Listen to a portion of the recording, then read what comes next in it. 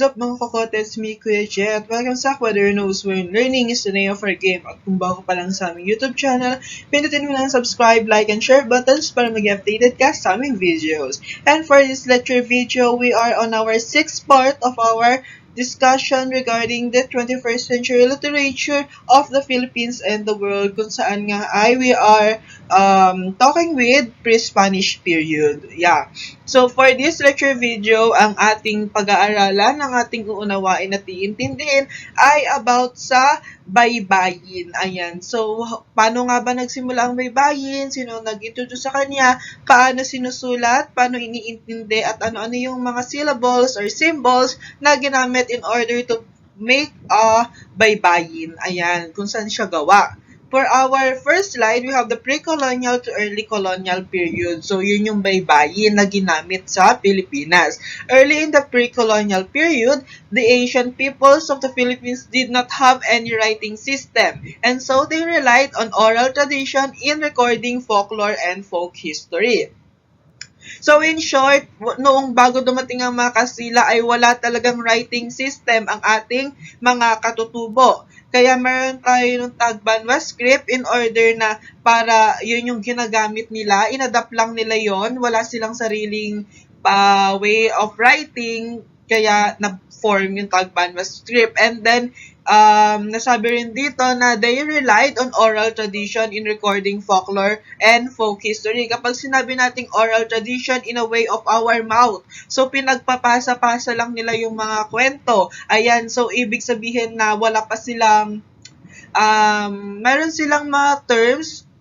Sa Filipino, malalaman natin kung ano-ano yung mga teorya ng wika, kung paano nagsimula yung wika. So, meron din na it's either in a form of storytelling, actions, meron tayong verbal and non-verbal communication. Yun yung tinatawag nating oral tradition. Ayan, so wala pa silang systematic way of speaking at writing. Ayan. So, dito parang nangangapa pa lang yung Pilipinas on what's happening around the world. Ayan. So, dito, hindi pa ganoon ka-aware yung mga ancestors natin or napakalayo ng difference nung mga tao noon sa tao ngayon. Ayan. So, we will proceed to our next slide. Sometime in the 30th century, writing systems derived from the Indian-influenced cultures of Indonesia and Malaysia came to the islands, leading to the emergence of native writing system called Baybayin, primarily used by certain inhabitants of Luzon and the Visayas people. Okay, noong daw 13th century, nagkaroon tayo na influence sa mga Indian cultures, kagaya ng mga Indonesians, then nagka-mix-mix tayo sa Indonesians, Malaysia. Ito nga yung sinabi natin mga Malayo-Polynesian countries. Ayan, so na-inhabitant din natin yung sa mga Austronesian languages. Ayan, nakarating din sa atin. In which, dahil ngayon sa Filipinos tayo, yung ating mga katutubo, ay nakapaggawa ng isang native system noong 13th century na tinatawag na Baybayin. So, ito yung picture na nakikita nyo dyan. Ayan.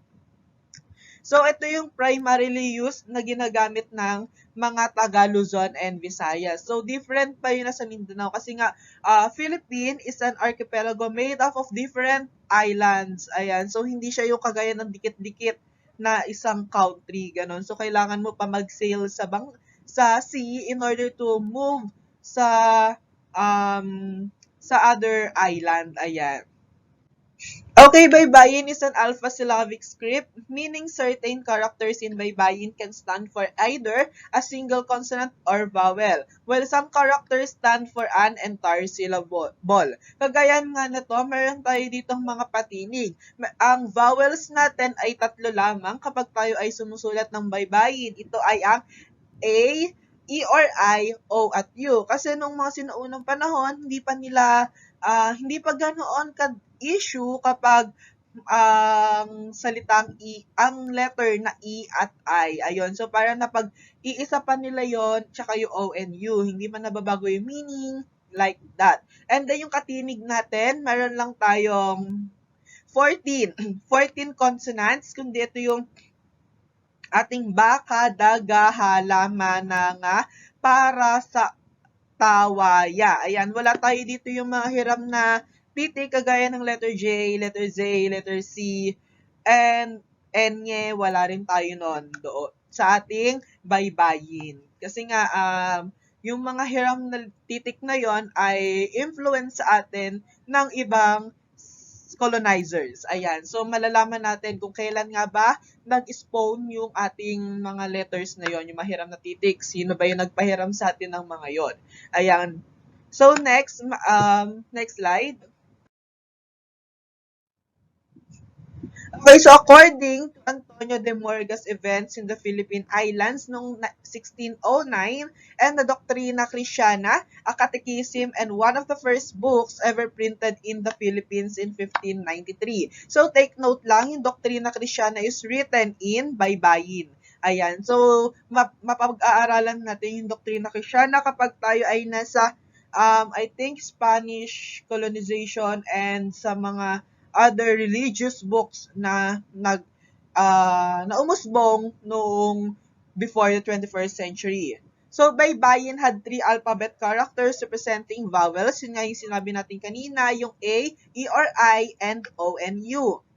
So, while there were 14 characters representing syllables that begin with the consonants. Ayan. So, yung B, C, R, K, D at R, G, H, L, M, N, N, G, P, S, T, W, and Y. So, yun yung representation ng ating consonants. Yan. So, ito, take note, hindi tayo naglalagay ng any punctuation marks kagaya ng kudlit kapag tayo ay nagdidil lamang sa ating consonant. Ganyan. Kunyari yung baka, da, ganon.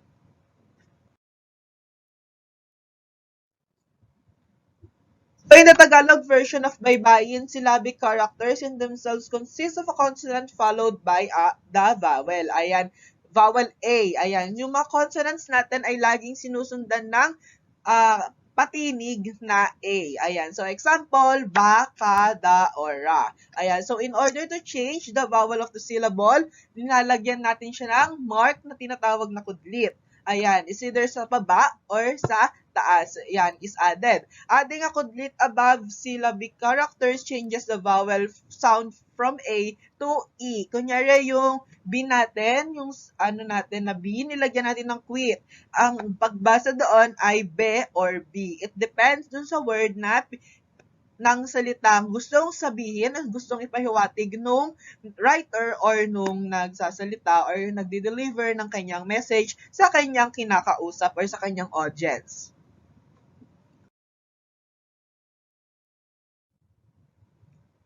And then placing a kudlit below a syllabic character modifies the vowel to an O or U sound. Kapag naman na sa baba tayo naglagay, kunyari yung B, nagsulat tayo ng B, and then we will put kudlit or kudlit, ayan. Sa ibaba, ang basa doon ay bo or bu. It depends pa rin on how the writer would like to express or spell a word para sa kanyang receiver. Okay, so dito sa baba natin, makikita natin yung sa taas, yung first na hilera ay yun yung mga ating consonants with the letter A. So as you can see, wala tayong nakikitang kudlit sa taas or sa baba. It's just simply the symbols. Ayan, so meron yung how to write ba hanggang sa ating wa and ya. Ayan, so ganyan siya. Para siyang similar siya sa sa hindi calligraphy, sa Korea, sa Hangul, something like that, yung mga natin. So kung sa tingin ko, kung na-preserve to ngayon, ganito tayo magsulat ngayon. Ayan, 'di ba? Meron yung mga Thai, yung mga Thailand people or Thais, 'di ba? Yung sulat nila parang ganyan din. Di natin maintindihan like that. And then we have the Chinese calligraphy. Meron din tayo sa Japanese. And then yung second column natin dito, second row, ayan, yun yung letter E. So, mapapansin natin yung mga symbols natin, meron siyang kudlit sa taas. Ayan, and then yung nasa pinakababang row, makikita natin naman na nasa baba yung kudlit, which is, it's either an O or U yung after nung ating ating consonant. Ayan. So, meron pa, naglalagay tayo ng plus sign sa ibaba ng ating symbol kapag ayaw natin siyang lagyan ng vowel. Kunyari, ang gusto nating i-spelling ay likha. Ayan. So, syempre, yung LI natin ay lalagyan natin nung kung ano man yung nandito, LI. So, ganon. Bago may quit sa taas, kasi nga I yung second letter, which is I.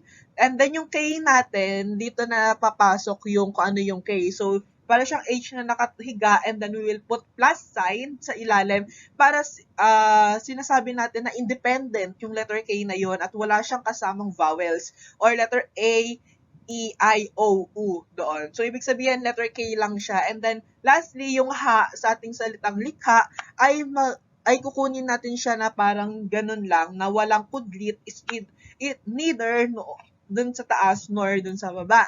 So that's how we write likha in our Baybayin form. Ayan. So yung K, yun yung plus sign kasi nga hindi naman siya likoha, 'di ba? So likha ang pagkakabasa sa kanya.